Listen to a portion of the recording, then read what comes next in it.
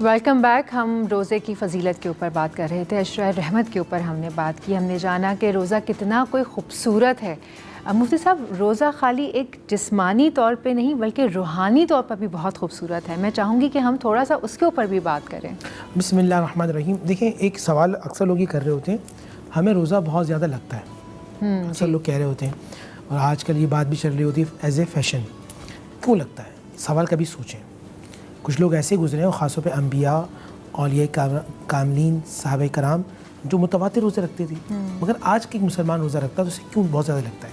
حدیث رسول صلی اللہ علیہ وسلم, اللہ کے نبی صلی اللہ علیہ وسلم کے زمانے میں 2 عورتوں کو بلایا جاتا ہے جنہوں نے روزہ رکھا ہے. کیا کر رہی ہیں؟ غیبت کر رہی ہیں. غیبت کی وجہ سے جو روزے کا نور تھا, اللہ نے وہ نور اٹھا لیا. جب کوئی آپ گناہ کا کام کریں گے تو اللہ اس روزے کا, اس عبادت کا نور اٹھا لے گا. جب عبادت کا نور اٹھائے گا, وہ ذوق, وہ شوق, وہ لطف, وہ محبت, وہ احترام ختم ہو جائے گا. آج جو لوگ روزے کے اندر غیبت کر رہے ہیں, جھوٹ بول رہے ہیں, حسد کر رہے ہیں, عداوت کر رہے ہیں, لڑائی جھگڑا کر رہے ہیں, یا نیگیٹیوٹی بہت زیادہ ہے, نیگیٹیو سوچ رہے ہیں, تو پھر اللہ سبحانہ و تعالیٰ اس کی عبادت کا نور اٹھا لے گا. کرنا کیا ہے ہمیں؟ اللہ والوں کا روزہ یہ ہوتا تھا کہ وہ آنکھوں کا بھی روزہ رکھتے تھے, زبان کا. یہ زبان سے وہ جملہ نہ نکلے کہ جس سے کسی مسلمان بھائی انسان کا دل ٹوٹ جائے. میرے نبی پاک صلی اللہ علیہ وسلم بات کرتے ہیں دل جڑ جاتا ہے, میں اور آپ بات کرتے ہیں دل ٹوٹ جاتا ہے, یا پھر جھوٹ نکلتا ہے, یا پھر کسی کے لیے غیبت یا برے الفاظ نکلتے ہیں. تو نیت کیجئے اس رمضان کے اندر کہ ہم انشاءاللہ اپنی زبان سے کسی مسلمان بھائی کو تکلیف نہیں دیں گے. دوسرا کہ کان سننے والا, کسی کی برائی نہیں سنیں گے. ہم کسی کے مال پر ناجائز یعنی کہ نظر نہیں رکھیں گے کہ جی اس کا مال ہے, کسی طرح ہڑپنے کی کوشش کیجیے. نعوذ باللہ من ذالک. بھائی کا انتقال ہو جائے تو یتیم بھتیجوں کے مال پر چچا نظر رکھتے ہیں. ایسے لوگ اگر خانہ کعبہ میں جا کے چکر لگائیں, حتیم میں جا کے نماز پڑھیں, اور شب قدر میں اللہ سے رو رو کے گڑگڑائیں, اللہ ان کو معاف نہیں کرے گا. کیوں؟ کیونکہ انہوں نے یتیم, غریب, بیوہ کے مال پر نظر رکھی ہے. تو اس اندر کی انسان کو بدلیں. جب اندر کا انسان بدل جاتا ہے, اس کی روح پاکیزہ ہو جاتی ہے, اللہ کی رحمت کا وائی فائی جڑ جاتا ہے, پھر اس کو رحمتوں میں مزہ آتا ہے, وہ سجدہ کرتا ہے تو ایسا لگتا ہے کہ رب کی رحمت سامنے ہے. بالکل, کیا ہی خوبصورت آپ نے سمجھایا ہے. آپ انہی کی بات سے اگر ہم بات کو آگے جوڑیں کہ اللہ اپنے حقوق معاف کر دیتا ہے لیکن حقوق العباد معاف نہیں کرتا. بے شک, ہے نا. تو آپ جتنے ہی خانہ کعبہ کے چکر لگا لیں, سجدے کر لیں, نمازیں پڑھ لیں, لیکن اگر آپ وہ اصل حقوق جو اللہ کے بندوں کے حقوق ہے وہ نہیں پورے کر رہے تو پھر آپ کیسے معافی مانگ رہے ہیں؟ اس کے اوپر آپ کیا بات کرنا چاہیں گے؟ اچھا, پروردگار عالم اپنے حقوق معاف کر سکتا ہے لیکن بندوں کے جو حقوق ہوتے ہیں رب العالمین اس کو معاف نہیں کر سکتا. یعنی اگر ہم نماز نہیں پڑھ رہے, روزہ نہیں رکھ رہے, تو پروردگار عالم اپنی ثوابدید پر اس کو معاف کر سکتا ہے. لیکن اگر ہم کسی اور کا دل دکھا رہے ہیں تو جب تک وہ نہ معاف کرے تب تک پروردگار بھی ہم کو معاف نہیں کرے گا. حضور نبی کریم صلی اللہ علیہ وآلہ وسلم مدینہ منورہ میں موجود تھے. صحابہ کرام نے آ کر کہا کہ یا رسول اللہ صلی اللہ علیہ وآلہ وسلم, مدینہ منورہ میں ایک عورت ایسی ہے جو کہ راتوں کو عبادت میں دن کرتی ہے اور دن میں روزہ رکھا کرتی ہے, مگر اس کی زبان کے شر سے نہ اس کے گھر والے محفوظ ہیں نہ اس کے پڑوسی محفوظ ہیں. حضور نبی کریم صلی اللہ علیہ وآلہ وسلم نے فرمایا کہ وہ عورت جہنمی ہے, یعنی وہ عورت دوزخ میں جائے گی باوجود اس کے کہ وہ راتوں کو عبادت کیا کرتی ہے, دن کو روزہ رکھا کرتی ہے. آقا صلی اللہ علیہ وآلہ وسلم نے صاف صاف ارشاد فرمایا کہ وہ عورت جہنمی ہے, یعنی جہنم میں جائے گی. تو ہم کو یہ خیال کرنا چاہیے کہ ہمارے ارد گرد کی دنیا آباد رہے ہمارے عمل سے. اور روزہ جو ہے روحانیت کے لیے, تزکیہ نفس کے لیے بہت زیادہ افضل قرار پایا ہے. اور پروردگار عالم کی جانب سے جب بھی کوئی اچھا عمل بتایا جاتا ہے تو اس میں 2 یا 3 روزے رکھنے کی ہم کو تاکید کی جاتی ہے.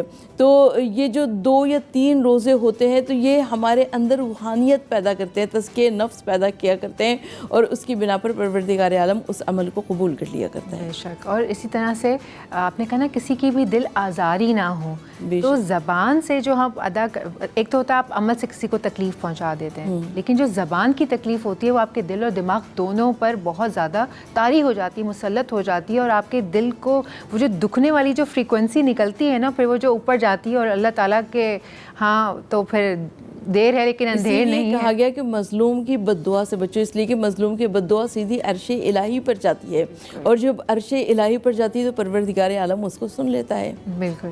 جی جی، آپ بھی اس میں کچھ کہنا چاہیں گے؟ واقعہ یاد آتا ہے، میں نے پچھلے سال بھی سنایا تھا، میرے والد نے مجھے واقعہ سنایا تھا. ایک شخص ہے بہت طاقتور ہے اور اب اس کو پیسے کا گھمنڈ ہے، طاقت کا، عزت کا. جا رہا ہے ایک غریب مچھیرا مچھلی کو پکڑ رہا ہے. یہ غریب آدمی، اس کے ہاتھ میں مچھلی ہے، تازہ مچھلی جیسے نکالی ہوئی. طاقتور آدمی تھا جس کو اپنے پیسے پر، اپنی طاقت پر، اپنی عزت پہ بڑا گھمنڈ تھا. اس نے اسے دبوچی اور تھپڑ مارا. اچھا کرنا ایسا ہوا، جو مچھلی نکالی تھی مچھلی نے دانت سے انگلی پہ کاٹا، سیپٹک ہوا. کچھ عرصے کے بعد یہ انگلی کٹی، یہاں تک ہاتھ کٹا اور پورا ہاتھ کٹ گیا. تو ایک دیکھنے والا ایک شخص آیا، اس نے کہا اس طاقتور آدمی سے، یار مجھے لگتا ہے یہ کوئی سیپٹک نہ کسی کی بد دعا کا نتیجہ ہے. تم نے کسی کا دل تو نہیں دکھایا تھا، کسی کو تنگ تو نہیں کیا تھا. تو اس کو یاد آتا ہے کہ ہاں یار میں نے مچھلی چھینی تھی نا، تو غریب مچھیرے نے روتے ہوئے مجھے دیکھا تھا. تو اس آدمی نے کہا جاؤ اس مچھیرے کو پکڑو، اس غریب آدمی کو پکڑو، اس سے معافی مانگو. اب یہ طاقتور آدمی ڈھونڈتا ہوا اس کو جاتا ہے. ہاتھ کٹوانے کے بعد اس سے کہتا تم نے مجھے ایسی کیا بد دعا دی تھی کہ اللہ نے میری پکڑ کر لی، میری صحت ختم ہو گئی، میرا مال ختم ہو گیا، اتنا پیسہ لگ گیا. اس نے کہا جب تم نے تھپڑ مارا نا، تم نے آسمان کی طرف دیکھ کر کہا تھا پروردگار اس نے اپنی طاقت آزما لی، اب تو اپنی طاقت آزما لے. تو کبھی کسی غریب، میرے والد صاحب رحمۃ اللہ علیہ مجھ سے کہتے تھے بیٹے غریب کے پاس یا تو دعا ہوگی یا بد دعا ہوگی، اور مظلوم کی اور غریب کی بد دعا فرش سے عرش تک جاتی ہے. نبی صاحب نے فرمایا 3 کی دعا اللہ رد نہیں کرتا، دعوت الوالد، دعوت المظلوم، دعوت المسافر. تو مظلوم کی دعا سے ڈریں، جتنا ہو سکے لوگوں کی مدد کریں، اپنی ذات سے، جان سے، مال سے کسی کی دل آزاری نہ کریں. دل آزاری نہیں کریں گے اللہ آپ کو بہت عطا فرمائے گا. بہت بہت شکریہ، آپ نے اتنی اچھی اور اتنے سادہ سلیس الفاظ کا استعمال کرتے ہوئے لوگوں کو یہ بات سمجھائی کہ میرا دل خوش ہو گیا، کیونکہ یوجولی لوگ نہیں سمجھ پاتے ہیں ایسی باتوں کو، لیکن آپ دونوں نے ہی بہت ہی آرام سے، بہت سادہ الفاظ میں بہت ہی اچھی تعلیمات دی ہیں. And I am quite sure کہ جو دیکھنے والے، سننے والے ہیں، ان کے دلوں کو یہ چیزیں جا کر لگی ہوں گی. مفتی صاحب بہت بہت شکریہ.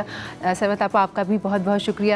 اور یہ کہ یہ شکریہ یہیں تک نہیں ہے، کل ہم پھر حاضر ہوں گے اور دونوں ریلیجیس اسکالرس جو ہیں وہ بھی ہمارے ساتھ موجود ہوں گے. اگر آپ کو کچھ سوال ہو جو کرنا ہو، یا آپ چاہتے ہو کہ میں ان سے کوئی سوال پوچھوں جو آپ کا سوال ہو، آپ ہمارے سوشل میڈیا پیجز پہ وہ اپنے فیڈ بیکس اور سوالات بھیج سکتے ہیں، تاکہ پھر وہ آئندہ آنے والے پروگرامس میں کسی وقت میں ان سے کر سکوں. اب یہ جو پہلا روزہ ہے یہ تو ختم ہو گیا ہے، دوسرا شروع ہو گیا ہے، لیکن یہ عشرۂ رحمت ہے. یہ جو پہلے 10 دن ہیں، مانگ لیجئے اپنے رب سے جو مانگنا چاہتے ہیں. اگر کسی کی دل آزاری کی ہے تو اس سے بھی جا کے معافی مانگے، کیونکہ اللہ تعالیٰ اپنے حقوق معاف کر دیتا ہے لیکن حقوق العباد معاف نہیں کرتا. تو جو رحمتیں اگر آپ چاہتے ہیں کہ آپ کے گھر پہ، آپ کے اوپر نازل ہوں، تو سب سے پہلے جا کے ان لوگوں سے معافی مانگیے جن کا آپ نے دل دکھایا ہے، چاہے عمل سے، چاہے زبان سے. مجھے دیجیے اجازت، میں کل پھر حاضر ہوں گی دوپہر 1 سے 3 صبح، اور اس کے بعد شام 6 سے 8 بجے تک. اور یہ رونق جو ہے وہ لگی رہے گی 30 رمضان تک. اپنا رکھیے بہت زیادہ خیال. مجھے دیجیے اجازت. اللہ حافظ.